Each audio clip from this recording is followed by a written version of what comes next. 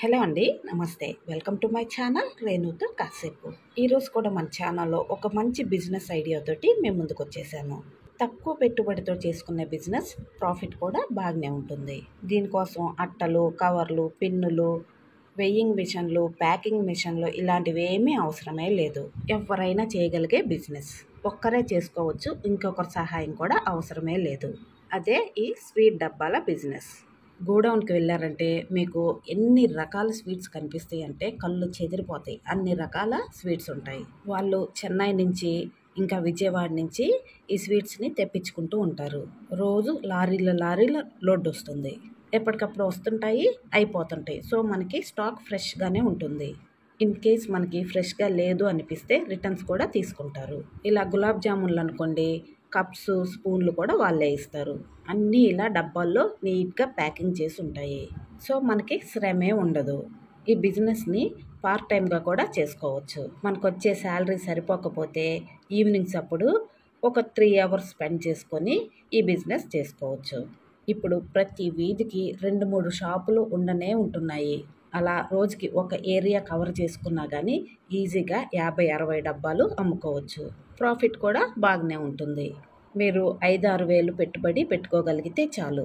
ఇంకా ఎక్కువైనా పెట్టుకోవచ్చు, కానీ ఫస్ట్లో సింపుల్గా 5-6 వేలతో పెట్టుబడి పెట్టుకొని కొన్ని రోజులు కనుక మీరు చేసి చూసారంటే ఆ తర్వాత మీకే అర్థమైపోతుంది.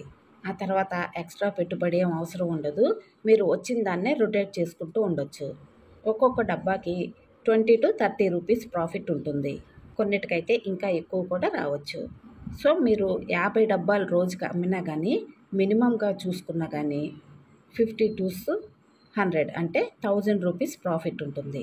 మనం చాలా తక్కువ క్యాలిక్యులేట్ చేసాం కాబట్టి.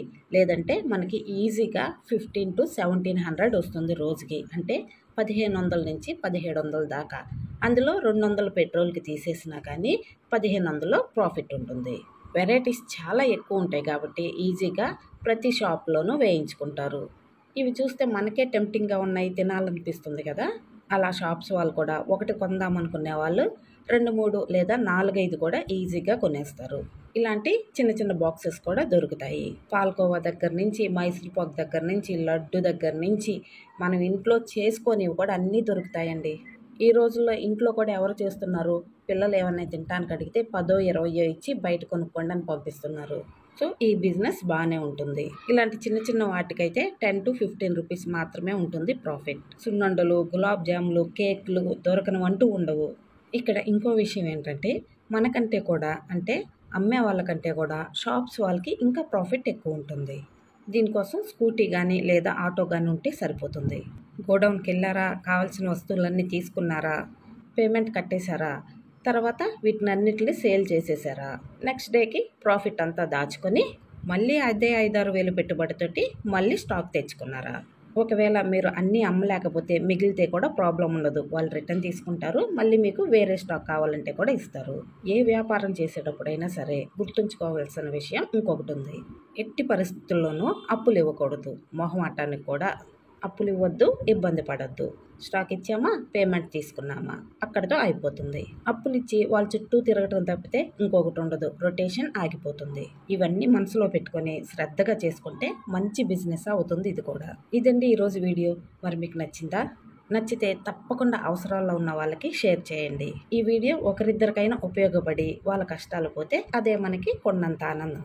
వీడియోని లైక్ చేయడం అస్సలు మర్చిపోవద్దు. తప్పకుండా సబ్స్క్రైబ్ చేసుకొని రోజు ఫాలో అవ్వండి. వీలుంటే ఒక చిన్న కామెంట్ కూడా. Thank you for watching. అందరూ బాగుండాలి, అందులో మనం ఉండాలి.